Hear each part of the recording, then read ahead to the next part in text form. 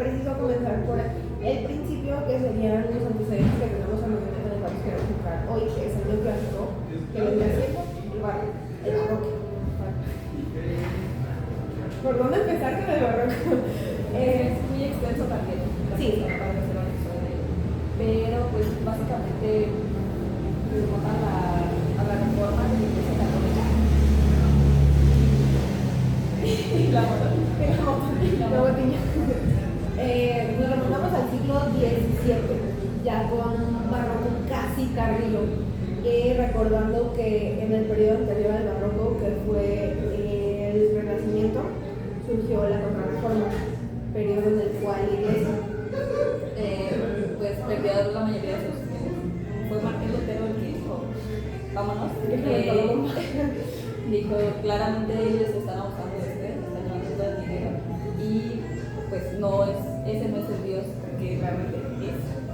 Entonces se aprobó la Contrarreforma y se igualó a los fieles. Entonces la Iglesia Católica dijo, no quiero permitir eso. No podemos permitir eso, entró en pánico. Y a mí sí me gusta definir la arquitectura barroca como las patadas de ahogado de la iglesia, porque literalmente es eso, o sea, se utilizó la arquitectura como instrumento de poder de la iglesia, la manera en la que buscaban impresionar, convencer y sobre todo retener a sus fieles, en decir, aún tengo poder, aún soy fuerte, toda esta presencia es lo que Dios tiene para mí y todo eso. Y pues al final, gracias a Dios no lograron mucho. Y en ese mismo periodo fue que se empezaron a dar esta búsqueda de nuevos territorios para tener a más personas a las cuales convertir a la Iglesia Católica y con esto pues mantener su imperio firme. Y es así como el barroco llega a México y es el primer, bueno, América, pero en México específicamente es el primer movimiento europeo que no tenemos tan asincrónico, o sea, llega a México con sus matices mexicanos, no con toda esa no con esa opusencia, sí la mantiene, pero en un grado un poquito más bajo porque pues México, ¿no? Y aparte, pues le meten la cultura de aquí y los colores de aquí, los materiales, la mano de obra de aquí, entonces sí es barroco, pero es muy diferente al barroco de Europa. El barroco de Temu. También con esto, pues, es asentar que sí, el barroco montó un precedente en México, como los trabajadores de aquí empezaron a ver la manera de trabajar siendo guiados por alguien estudiado o por alguien más letrado que como usualmente ellos estaban acostumbrados a trabajar.